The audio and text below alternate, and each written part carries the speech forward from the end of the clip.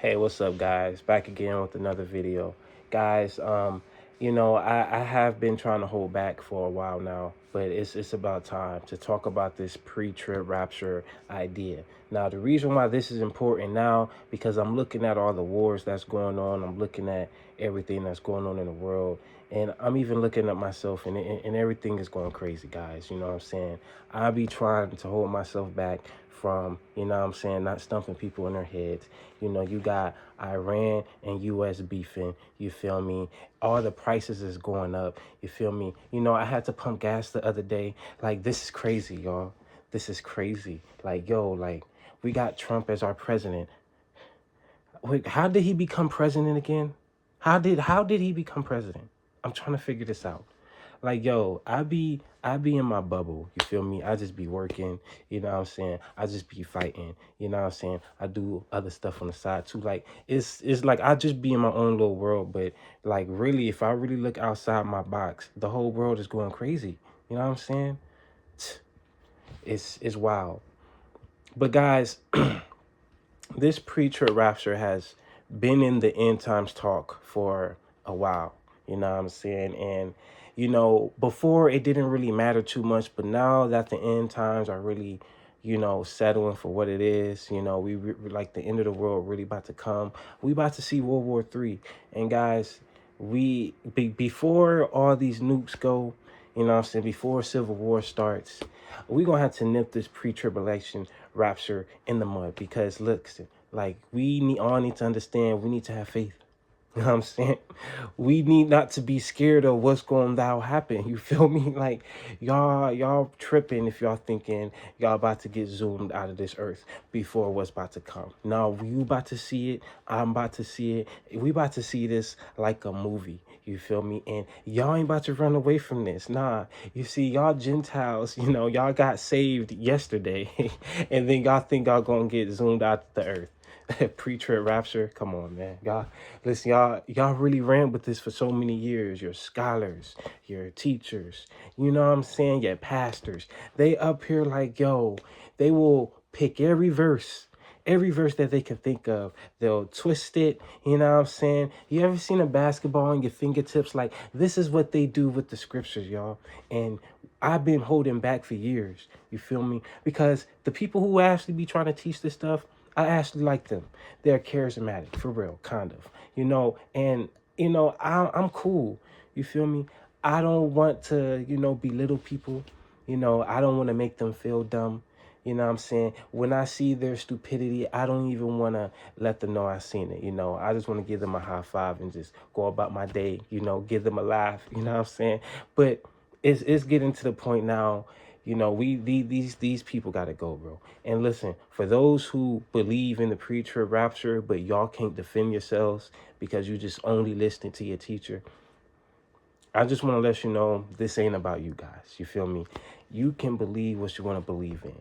But if you're going to watch this video, you probably want to cry, because I'm not about to sugarcoat anything, guys. I'm about to say every scripture, guys. I'm about to give you context on every scripture that I say, guys. I may write the scripture down every time I say a scripture. You know what I'm saying? Like, yo, like, I'm so sorry, what I'm saying, that you guys believed in this junk. You know what I'm saying? Because it's not true, guys. So we 4 minutes in, you know what I'm saying? I don't even want to hold y'all any longer. You know what I'm saying? So guys, the pre-trib rapture, you say, okay, where do we start? Okay, so you're saying that there's a 7-year great tribulation. Okay, true. It is true. You know what I'm saying? You saying that there's a rapture before this 7-year great tribulation starts. All right. All right. We're getting understanding. All right. So you're saying that after the rapture, there's going to be people left behind. Okay. Okay. You also saying that the 144,000 is going to get sealed in half of the great tribulation when they start to believe in Jesus, because the Jews over here, they don't believe in Jesus. All right. We got you. Got you. All right. So the verses you guys use, right, is First Thessalonians verse 5 around verse 9, saying that we are not appointed to God's wrath. Another verse you guys would use is Revelation 3, verse 10, right? Uh, you follow my commands, I will keep thee from the hour of trial. So these are some of the verses that they will use to defend their pre-trib rapture ideas. Okay. Type of thought they will have to defend their pre-trib rapture ideas is that in the book of Revelation, it talks about the churches, and then while everything is going on in the book of Revelation, the church don't come back until Revelation 19. Okay. So, I'm basically going to roll a clip of someone who's very credible in the gospel community. He preaches this pre-trib rapture, and he's going to basically let you know of the idea of it. And then I'm going to break it apart, guys. And I'm tired of hearing about this. It's not true. You guys need to get it together and be a little bit more tough. You know what I'm saying? You guys are Peter about to sink in the water. You feel me? But Jesus ain't there to save you. You see what I'm saying? Like, y'all acting like, what I'm saying? I ain't about to go there. I ain't about to go there with my brothers and sisters. You know what I'm saying? I don't even want to do y'all like that. You know what I'm saying? We're going to go to this clip real quick. You feel me? I'm so disappointed in y'all. Like, hold on. Like I said, I'm a firm believer that dispensation. Okay, hold on. I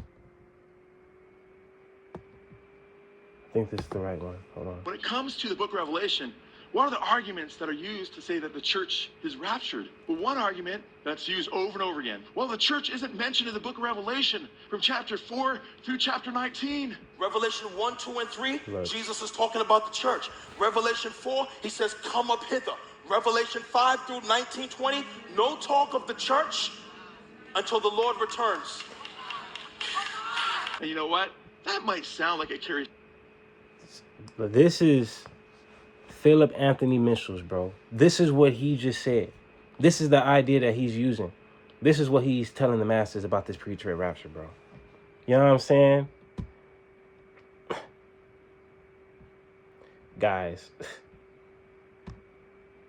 Like I said, I'm a firm believer that dispensationalism, the pre-trib rapture theory is a false doctrine. Because when you study the great day of the Lord, Man, I ain't trying to hear you right that now. the saints are... Hold on, this is the wrong clip. Let me see.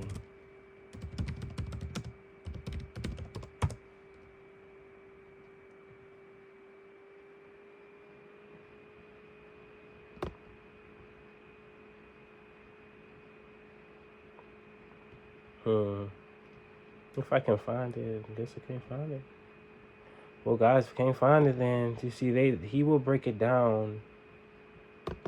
This is what's going to happen in the earth for people who are not saved during the rapture. If the rapture happened next year, this is your family members and your friends who's going to endure this. I don't want anybody in this room to be mistaken about what's coming for all humanity. This is what's going to happen in the earth for people who are not saved during the rapture. If the rapture happened next year, this is your family members and your friends who's going to... The rapture, y'all. The rapture, y'all. Y'all see why I got to tear this down? Y'all see why I had to go in on board? Like, yo, what?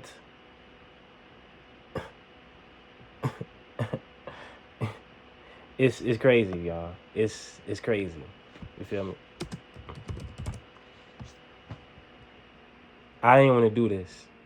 I ain't even done nothing yet. You feel me?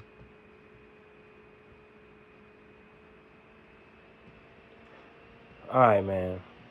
You know what? I'm gonna just start. Y'all kind of got an idea.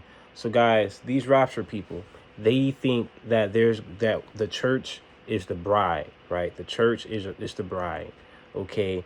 And this rapture is going to be like a ceremony, a wedding ceremony, right? They think of, look, like I wish I can explain it right to there because it's so crazy. I can't even take it from there. Like, hold on. I got to find this, While I'm finding this, I'll just be roasting these rapture people. Guys, you guys are crazy. Like, for you guys to think that there's a pre-trib rapture, you know what I'm saying? What did y'all do so good in y'all lifetime to get pre-trib rapture, y'all? Do y'all understand everyone who's left behind, there's people who do not accept the mark of the beast, right? And then they're going to be in the first resurrection, and then they going to be kings and priests. They're going to be kings and priests. Are you going to be kings and priests? No. Like, so how you going to be the first ones to go up, but the people that stayed there left behind, they got more rank than you in the afterlife? It don't make no sense, y'all. And I'm tired of it, bro. I'm tired of it. I've been dealing with y'all pre-trib rapture, go lucky smiley faces, but it's a problem now. I'm sick of it. I'm disappointed in y'all. Like, I think this is the clip too. The pre-tribulation doctrine, rapture theory, is an heresy. Now, what Philip Anthony Mitchell is talking about when he says that the church will be gathered up with Christ and the marriage supper of the Lamb, and they're going to be feasting and things like that. We will be at the marriage supper of the Lamb. That we will be raptured with God before the tribulation. We will be with him during the tribulation. That doctrine is not in the Bible. Bro. This doctrine actually came from this man right here. So guys, there's so much things to tear down, guys. I'm about to start. You guys kind of got an idea. You feel me? Guys. Y'all ready? Okay. The 7 seals. The 7 seals in Revelation 6. They want to tell you that that's the first half of the Great Tribulation, or that's the first start of the Great Tribulation. Guys, the seals are not the Great Tribulation, guys. See, this now messes up their whole thing now. You understand? Because these same people, they thinking that the 6th seal is the second coming of Jesus Christ, guys. They think what they read in Matthew 24, around verse 29 to 30, they think that's the second coming of Jesus Christ. You know what I'm saying? So they think the seals is the Great Tribulation. So when they see the 144,000 getting a seal on their forehead, they think the 144,000 are those who left behind, and the Jews that's left behind, and they got a seal at the half of the Great Tribulation. You see, we already running into some errors. You feel me? Guys, the seals are not the Great Tribulation, guys. You feel me? You go to Matthew 24. We're going to go to it. I'm about to tear y'all apart. I'm about to... I didn't want to do this. You feel me? That's going to be my ad-lib through this. I didn't want to do this. You know what I'm saying? Guys, we're going to start at Matthew 24, verse 4. You know what I'm saying? Jesus answered. Well, wait, no, we're going to go up to verse 3. As Jesus was sitting, the disciples came to him privately. They said, when will this happen? And what will be the sign of your coming and of the end of the age? Jesus answered, watch out that no one deceives you. So this is the signs, right? This is the signs of the ends of the age, guys. For many will come in my name, saying, I am the Messiah, and will deceive many. You know what I'm saying? You will hear of wars and rumors of wars, and see to it that you are not alarmed. Such things must happen, but the end is to come. Nations will rise against nations, and kingdoms against kingdoms. There will be famines and earthquakes in various places, and other translations will say pestilence and all that. And then in verse 8, it says, all these are the beginning of birth pains, guys. So you know that this is a sign because what he is describing, it says such things must happen, but the end is still to come. So now we read the seals in Revelation 6. You're going to see that Jesus was talking about these very things, guys.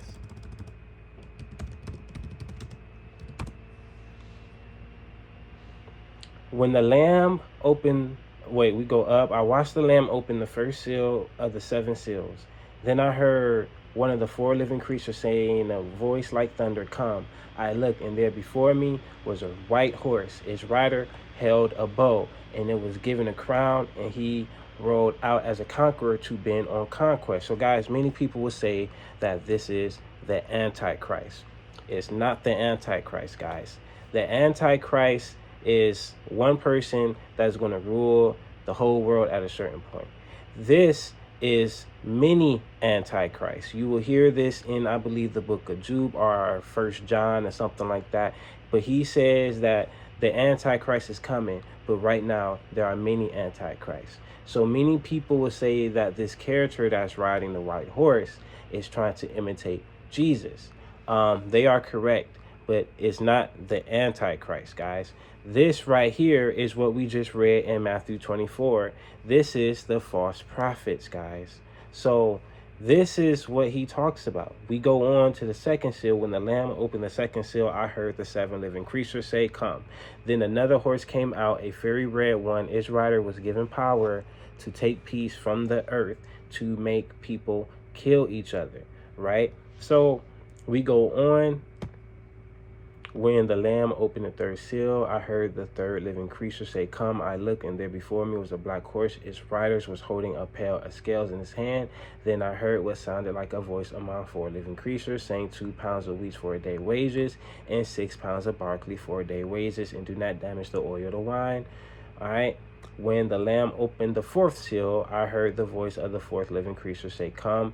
I looked, and there before me was a pale horse. Its riders was named Death, and Hades was following close behind it. They were given power over 4th of the earth to kill by sword, famine, plagues, and by the wild beasts of the earth. When he opened the 5th seal, I saw under the altars the souls of those who have been slain because of the word of God and the testimony they had maintained. So, guys, what we just read in this Revelation 6, it's the same thing we read in Matthew 24, guys. You see, these riders on the horses, they're directly from heaven, guys. Okay, we go to Zechariah 6. I looked up again, and there before me were 4 chariots coming from between 2 mountains of bronze. The first chariot had red horses, the second black, the third white, 4th dapple, all of them powerful. And I asked the angel who was speaking to me, "What are these, my Lord?" The angel answered me, "These are the 4 spirits of heaven, going out from standing in the presence of the Lord of the whole world." Okay, so this is what's going on.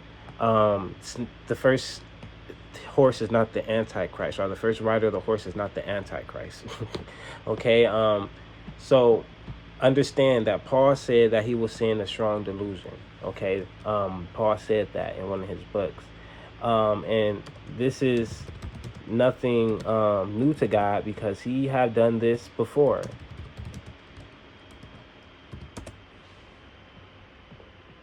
So he had used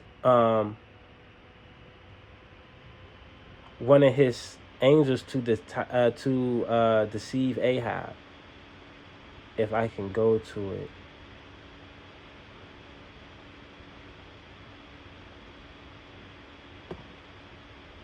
Okay, I believe, what was it?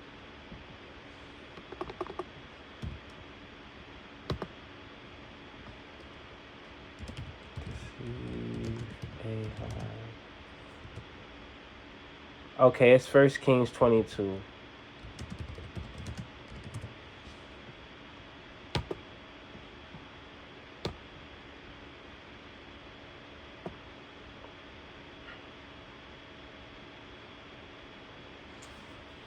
Malachi continued, "Therefore, hear the word of the Lord. I saw the Lord sitting on his throne with all the multitudes of heaven standing around him on his right and on his left. And the Lord said, who will entice Ahab into attacking and going to his death there?" One suggests this and another that. Finally, a spirit came forth, stood before the Lord, and said, "I will entice him. I will go out and be a deceiving spirit in the mouths of all his prophets. You will succeed in succeeding him." So what we see with what he's going on with the destruction and the seals, these are spirits. Remember, just like Zechariah 6 just said, they're the 4 spirits that's come from out from heaven. So This is what's going on. This is about humanity, guys, but this ain't the Great Tribulation, right? So we go back to Matthew 24. Like, as you can see, God just does this on his off day. Like, he's been doing this since the Old Testament, guys. He ain't doing something new. You feel me? So I'm gonna read it again. For many will come in my name, claiming I am the Messiah, and will deceive many. All right, false prophets. Okay, what we're going through right now. You will hear of wars and rumors of wars, and see to it that you are not alarmed. Such things must happen, but the end is to come. The nations will rise against nations, and kingdoms against kingdoms. There will be famines and earthquakes in various places. He just literally just named the first four seals. All these are the beginning of birth pains. Okay, then you will be handed over to be prosecuted and put to death, and you will be hated by all nations because of me. Okay, so what is that? That is the fifth seal, guys. That's the fifth seal. That's the fifth seal. Okay, so at that time, many will turn away from the faith and will betray many and hate each other, and many false prophets will appear and deceive many. Okay, that's the first seal. And because of the increase of wickedness, the love of most will grow cold, and the one who stands firm to the end will be saved. Now, why is this important? Because what was the question in the sixth seal? Who can stand for the great day of the Lord? You understand? So, let me go to a different tab.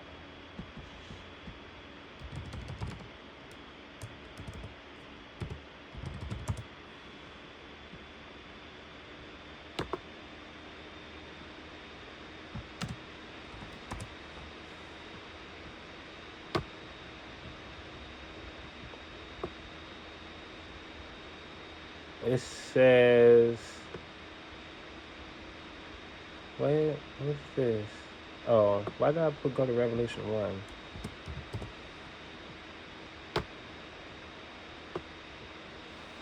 For the great day of his wrath is come, and who shall be able to stand? Right? So, this is what's going on. You know what I'm saying?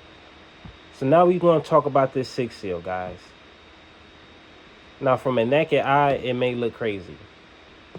Okay? So they want to say that this is Jesus' second coming. But they don't really even know what to call this. Right? I behold, when I had opened the sixth seal, and lo, there was a great earthquake, and the sun became black as sackcloth of hair, and the moon became blood. So guys, remember, these are signs. These aren't just like one event, guys. We've been seeing the sun go into a solar eclipse, guys. As the moon becomes red, that's a lunar eclipse. Guys, this been happening, guys. Great earthquakes. He said that, in Matthew 24.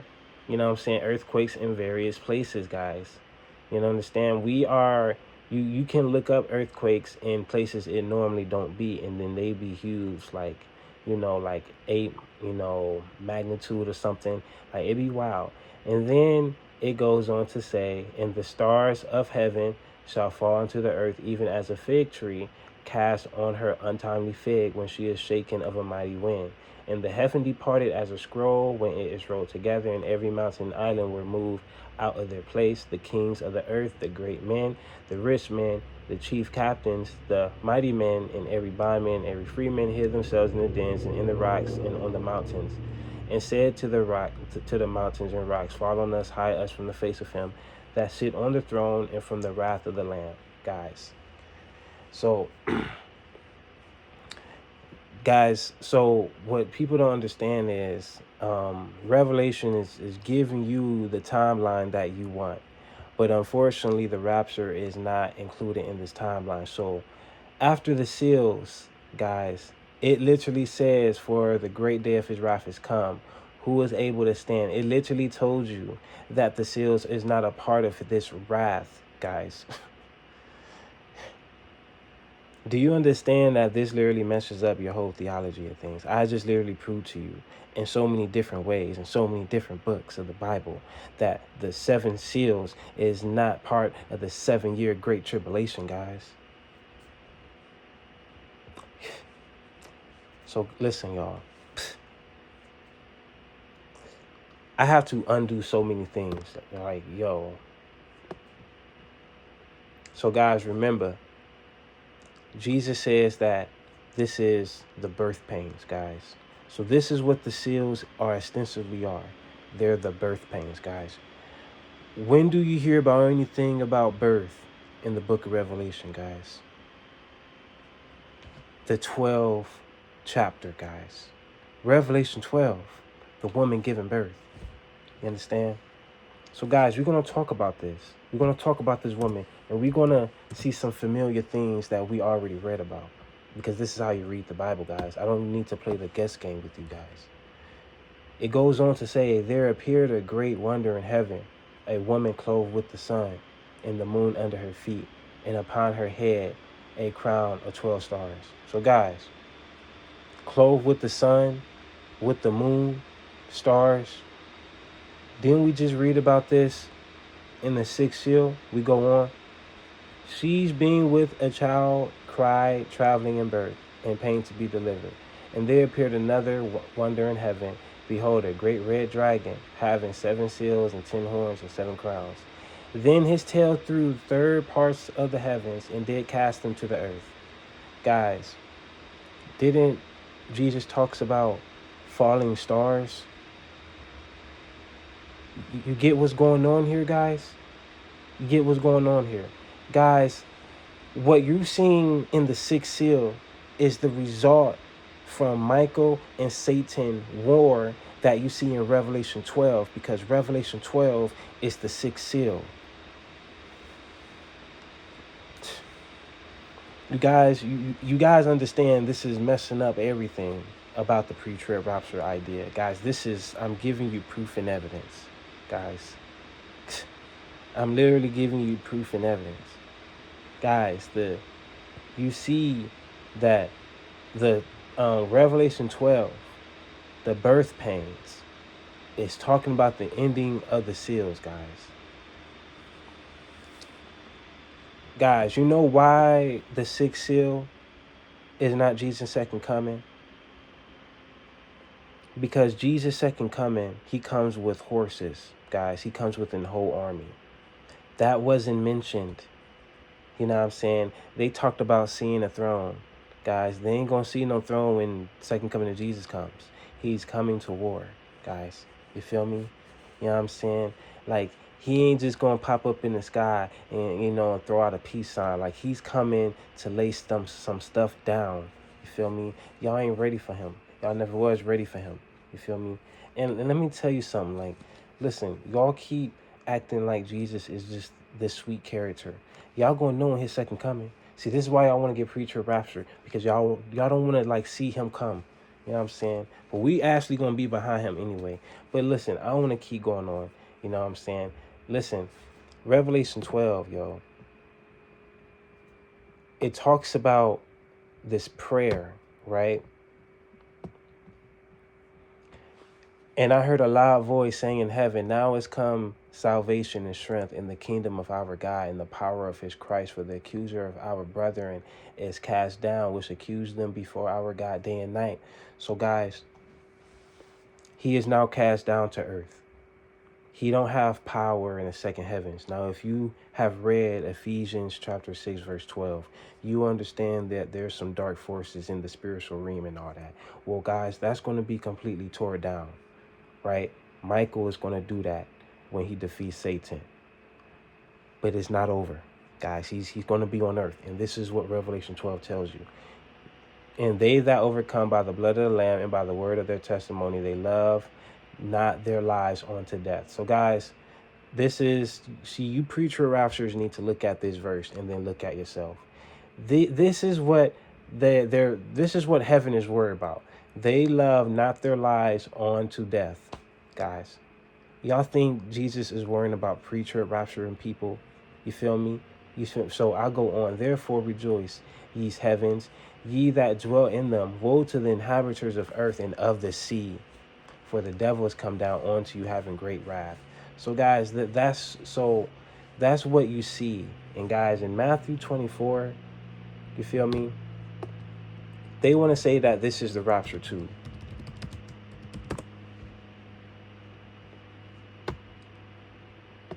Immediately after the tribulation of those days shall the sun be darkened, the moon shall not give her light, and the stars shall fall from heaven, and the powers of the heavens shall be shaken. So guys, that's the same thing we read in the sixth seal.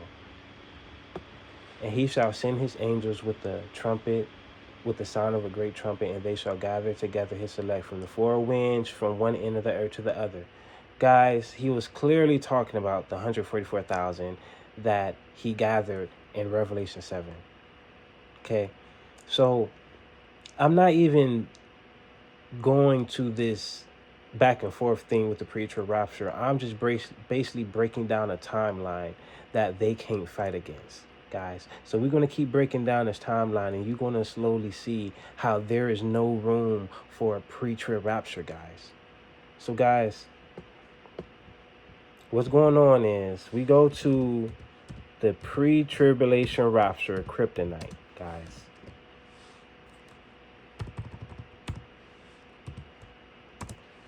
We're going to talk about the first resurrection, guys.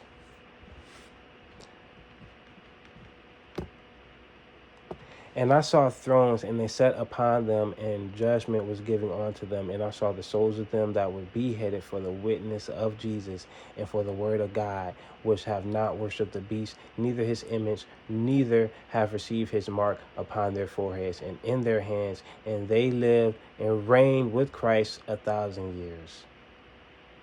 But the rest of the dead lived not until the 1,000 years were finished. And this is the first resurrection. Blessed and holy is that take part in the first resurrection. On such the second death has no power, but they shall be priests of God and of Christ, and shall reign with him 1,000 years.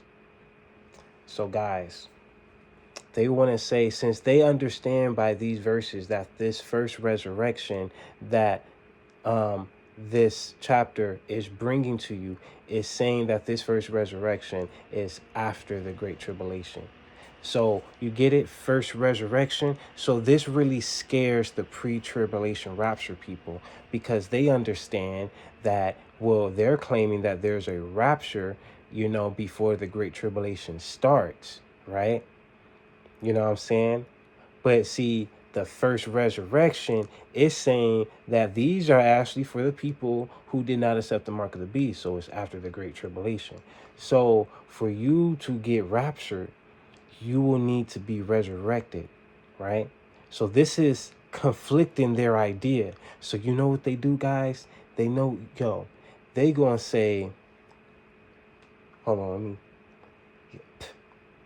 they gonna say that there's 3 phases of the first resurrection, guys. You can't believe, you ever try to juggle things in the air and it fell on the ground? This is what I see when it comes to this PreTrib Rapture idea, bro. It's like y'all just be throwing up ideas and y'all don't care what drops. Y'all don't care what y'all dropping. It's like y'all trying to catch so many things. Guys, the first resurrection, you heard it right. It's the first resurrection, guys. And so I'm about to go to what they use to say that there are phases of the first resurrection. You know what I'm saying?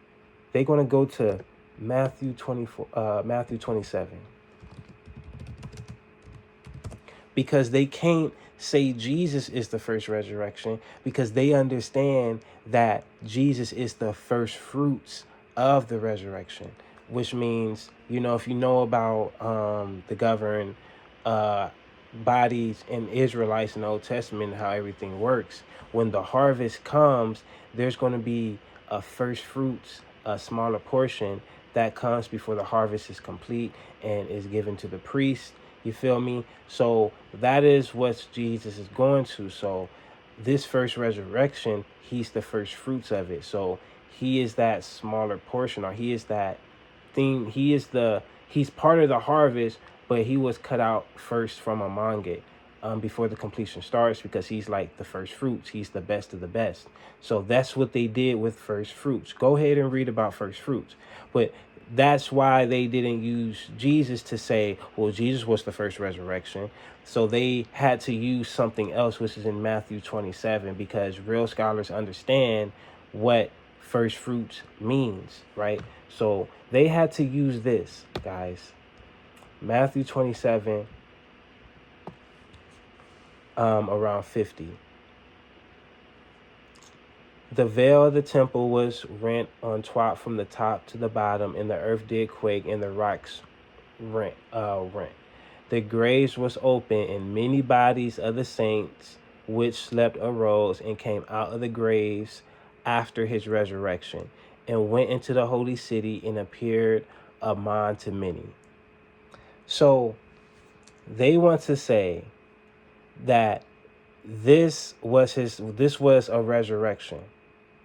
This was the first phase of the resurrection, because many graves was opened after his resurrection. Okay, went into the city and appeared unto many.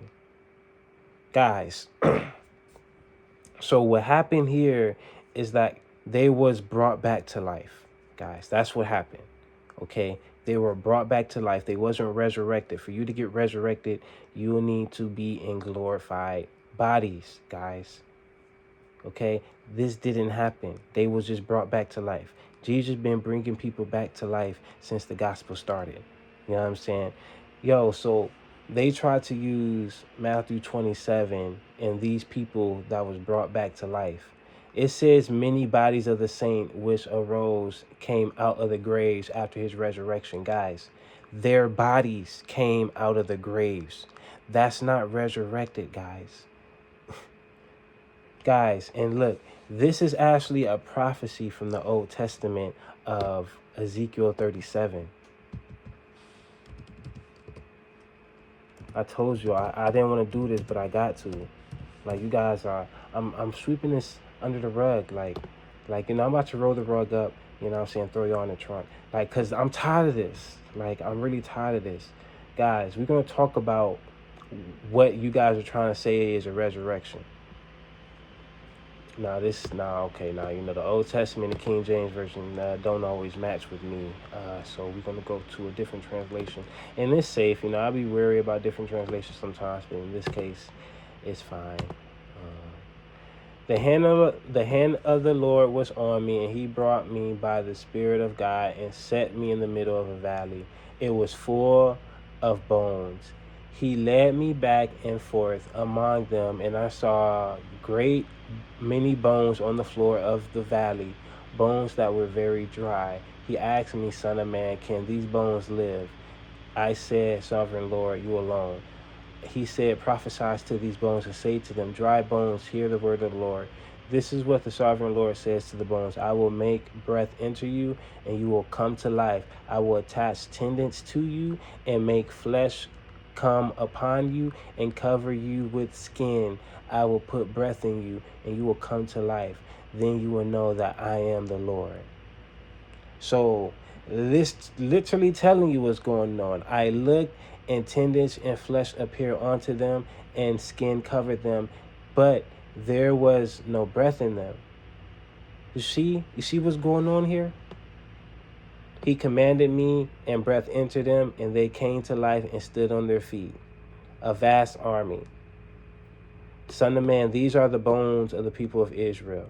Our bones are dried up, and our hope is gone. But so, guys, we just literally read this in Matthew 27. Guys, their bones and flesh and their skins was put back together by the Lord himself.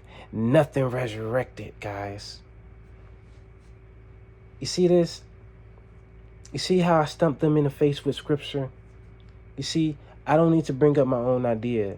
You know what I'm saying? I can just go to scripture. So guys, look. They got nothing to stand on now. So everything that they standing on, we're going to keep chipping away, guys. And guys, you know where we about to chip away at?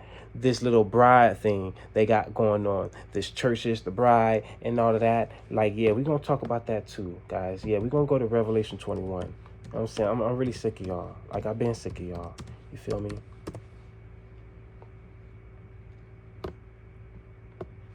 Then I saw a new earth and a new heaven. And for the first earth and the first heaven had passed away, and there was no longer any sea.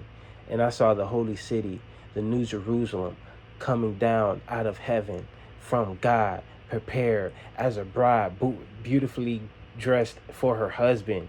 Who's the husband? Jesus, guys. And I heard a loud voice from the throne saying, look, God's dwelling place is now among the people, and he will dwell with them. They will be his people, and God himself will be with them and be their God. So guys, this is what's going on. This is the bride. You feel me? This is the bride. It's New Jerusalem, guys. New Jerusalem is the bride.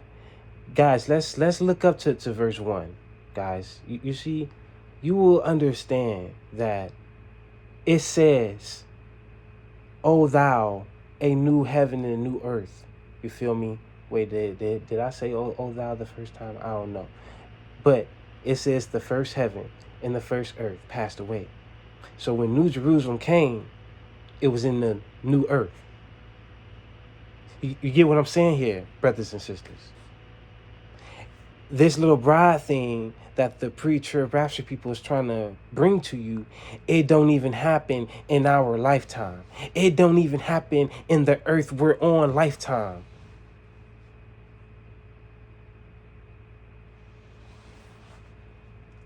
You see, I'm just reading what the scripture says, guys. This ain't rocket science. This is just reading. You feel me? I don't know what y'all want me to say. We go to Revelation 19.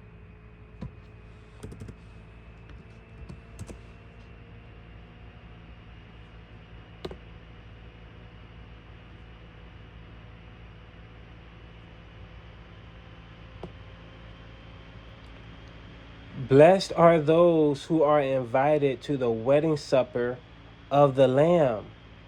Guys, how are you the bride? And he's saying, blessed are those who are invited to the wedding supper, guys.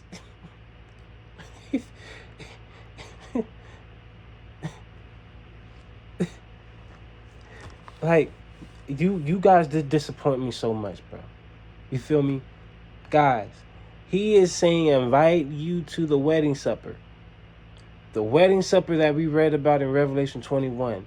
It happens on the new earth, guys.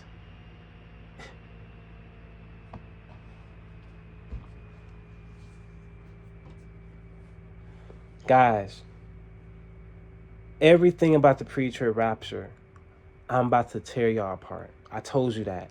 I told you what's about to transpire. I told you all of this. You know what I'm saying? You know what's crazy, guys? Y'all thinking y'all PreTrib Raptures got any type of rankings. Y'all going to be kings and priests. Guys, listen. We're going to go to Revelation 3 to tear down this PreTrib Rapture once and for all, even though I did that with the first resurrection, guys. I literally proved to you that your little claim about the phases of the first resurrection in Matthew 27 was completely baloney. We now understand that the first resurrection literally happens in the first great tribulation, and that there's nothing you can do about it. But I'm going to still keep drilling this hole to understand that you guys have no say in anything to teach anything to anyone, because you guys been getting everything wrong, period. So guys, this is what they read to fit their PreTrib Rapture idea. Revelation 3 verse 10. Since you have kept my command to endure patiently, I will also keep thee from the hour of trial that is going to come on the whole earth to test the inhabitants of the earth. So this is what they like to use for a PreTrib Rapture. Even though this verse said nothing about calling you up to heaven, this could be a protection. You know what I'm saying? So, but whatever, we're going to go with what they're going with. But we're going to go up a verse. Yeah. It says, I will make those who are the synagogues of Satan, who claim to be Jews, though they are not, but are liars, I will make them come and fall down at your feet in the knowledge that I have loved you. Guys, first of all, this is already not even talking about Gentiles, guys. This is clearly something for his chosen people, against people who stole their identity, guys. He goes on to verse 10. And guys, this is when we're going to start to understand what's been going on this whole time. We're going to go to verse 11. Hold on to what you have so that no one will take your crown. The one who is victorious, I will make a pillar in the temple of my God. So guys, we're going to go to the measurements of that. Okay, you're going to see something here.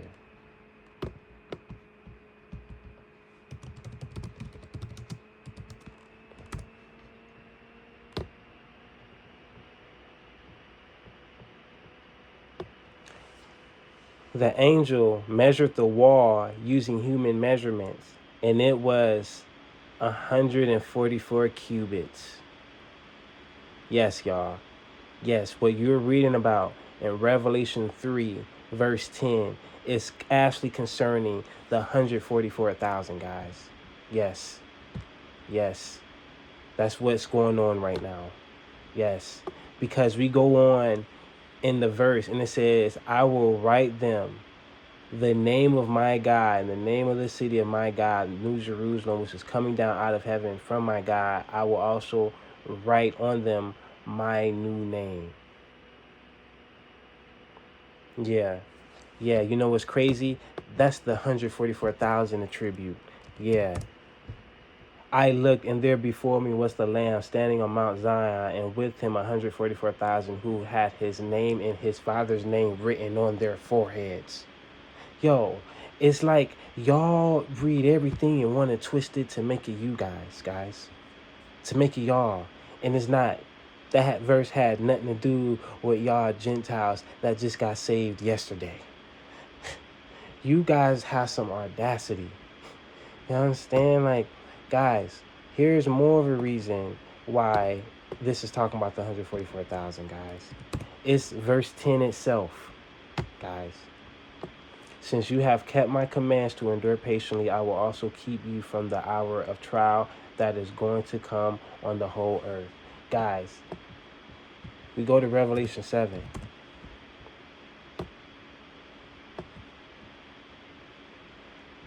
Do not harm the land or the sea or the trees until we have put a seal on the foreheads of the servants of our God. Then I heard the number of those who were sealed. Guys, the number of those who were sealed was 144,000, guys. Feel me? So, guys, this is what they would do, okay? This is their last hope with this. They will want to say that the great multitude is a spiritual number. That, guys, that actually a great multitude gets sealed, and that this is actually like a part of the rapture, guys. This is another thing they will do, because they will understand that a lot of the things, when you read the Bible, right, it takes out this idea of pre-tribulation rapture. But guys, I'm going to let you know that this great multitude is no spiritual number from the 144,000, guys. Because John sees the 144,000 just like he sees this great multitude in Revelation 14. So it says that the great multitude, they came out of great tribulation. That's what it says, guys. That's what it says. From every nation, tribe, people, and language, guys. These are they who came out of the great tribulation. So, understand, you know what I'm saying?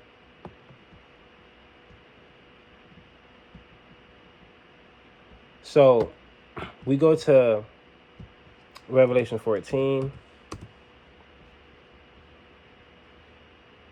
I looked, and there before me was the Lamb, and standing on Mount Zion with him 144,000. So, John is seeing what y'all claiming to be a spiritual number of something that they can't even count. So here's another reason why there are two different groups. We go to Revelation 14. Then I saw another angel flying in midair, and he had the eternal gospel to proclaim to those who lived on the earth, to every nation, tribe, language, and people, guys. He in the loud voice fear God and give him glory, because the hour of his judgment has come. Right? The same judgment, our trial, Revelation 3 verse 10, that the 144,000 was sealed from.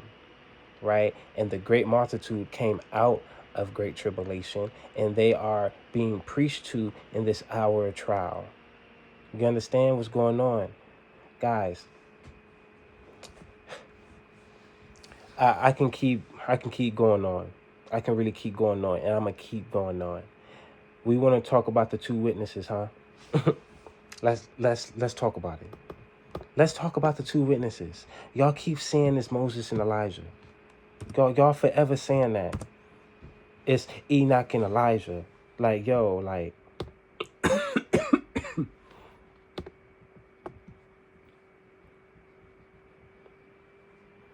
I will appoint my two witnesses, and they will prophesy for 3.5 years, clothed in sackcloth. These are the two olive trees and the two lampstands, and they stand before the Lord of the earth. Guys, we know what two lampstands are in the book of Revelation, guys. You know what two lampstands are in the book of Revelation, y'all. We're going to go to it. Therefore, what you have seen, what is now, and what will take place later, the mystery of the 7 stars that you saw in my right hand, and of the 7 golden lampstands. This is the 7 stars are the 7 angels of the 7 stars are the angels of the 7 churches, and the 7 lampstands are the churches, guys. You understand what's going on? Those two witnesses you're talking about, they ain't two individual people. There are a group of people, guys. And guys, there's only, out of the 7 churches, there's only 2 churches that didn't get no criticism. And they both involved Israel, okay? It was the church that was talked about in Revelation 3, okay?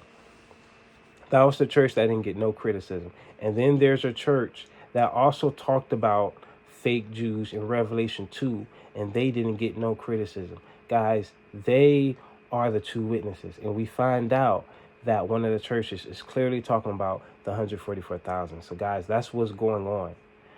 The two witnesses makes up the 144,000, guys. And basically the two witnesses are Judah and Israel. Because you'll see this in the Old Testament a lot of how their nations or how their kingdoms split. Judah is kind of like separate, and Israel, because of priesthood or something like that. But yeah, so that's what the two witnesses is. The two witnesses can't be one of the great multitude, because the great multitude is still going through the great tribulation, guys. The 144,000 who are the two witnesses, they are prophesying to gain this great multitude, guys. They're gaining the great multitude. You'll also see this in Daniel 12.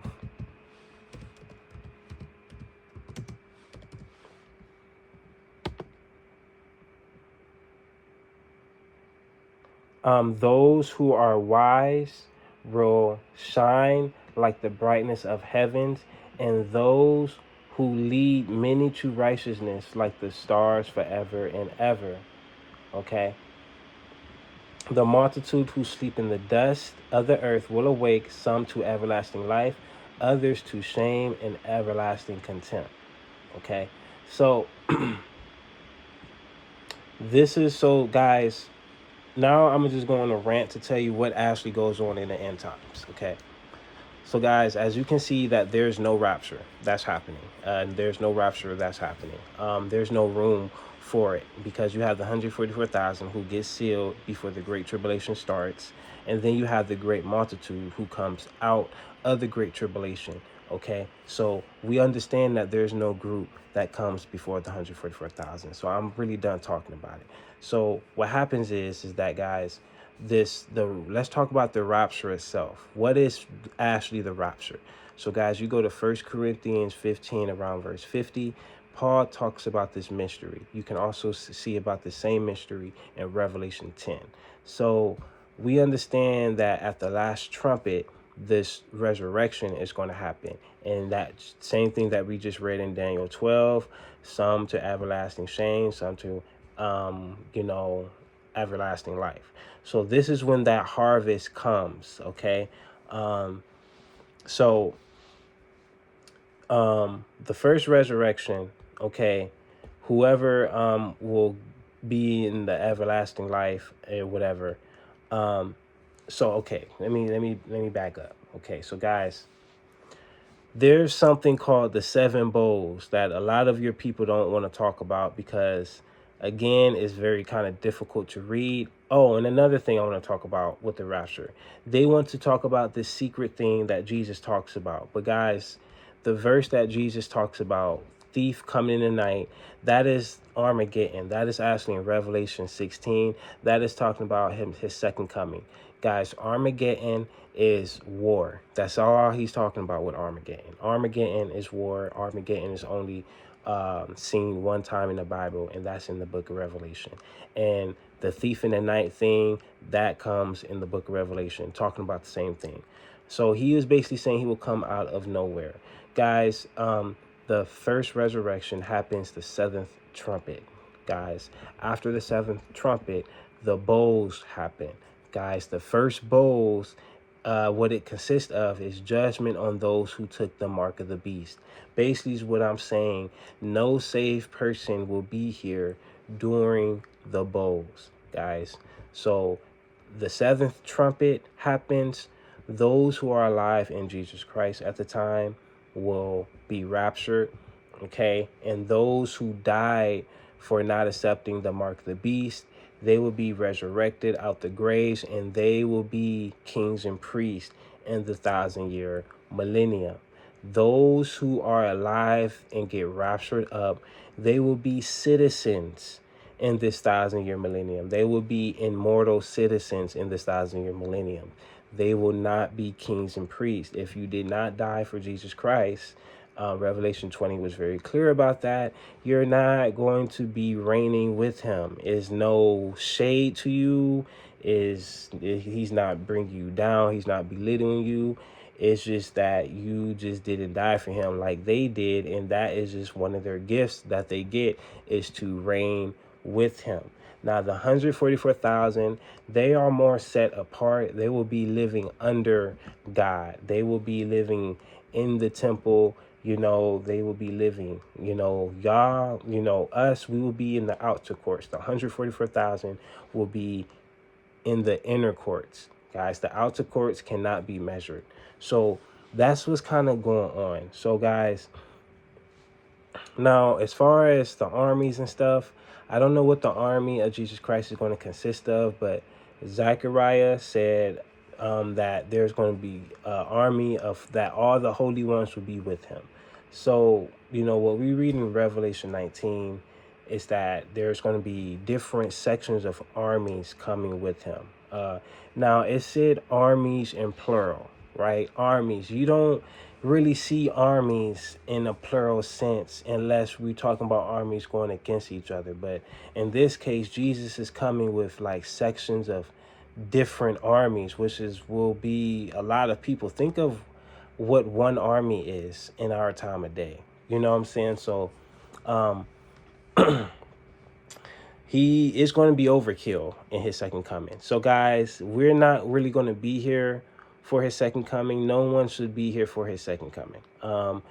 If you're going to be here during his second coming, you're not going to be resurrected, because during his second coming, there isn't no resurrection. The resurrection already happened. Okay, the next resurrection is when the earth passes away. When this earth that we on passes away after the 1,000-year ended. That is the judgment throne. Okay, so guys, the great judgment throne, you're far from it. If you die right now, you're going either straight to hell or straight to heaven. You're not really going to be in front of God's face and get judged. Okay, when that happens, so hell in the lake of fire, they're not the same thing, guys. Okay, this white throne judgment is if you go to the lake of fire forever. See, right now in hell, it's more like a jail cell. The lake of fire is your prison. So that's what the white throne judgment is. It's after the 1,000-year millennium. It's when the old earth passes away and the new heaven and the new earth is about to come. And before that happens, this white throne judgment happens. So, guys, according to Revelation 20, okay, it will not only be Jesus as a judge, other people will be judges, such as the people who were beheaded, the same people who are reigning with Christ for 1,000 years. They will be judging not only you, but they will also be judging angels that were in hell, and they are going to be thrown into the lake of fire. Even Paul said this, aren't you not will not only be judging not only humans, but also angels. He was talking to a church that was having conflict with each other, and he was telling them to chill. So, but what we find out in Revelation 20, the people who actually get this type of deal is those who were beheaded, okay, because of not accepting the mark of the beast. So we understand now. But yeah, Revelation 20 literally tells you that the beheaded will have authority to judge. And these are going to be the people who also will be judging in this white throne judgment, guys.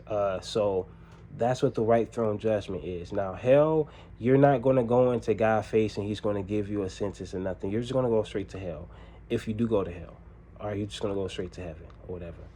Everyone who's in hell, they're going to stand in front of God and basically go into the lake of fire. Okay, it is what it is. So, yeah, yo, I mean, I think I broke down everything. I'm an hour in. I know I'm going to have to break down more, but, it is what it is. Peace out.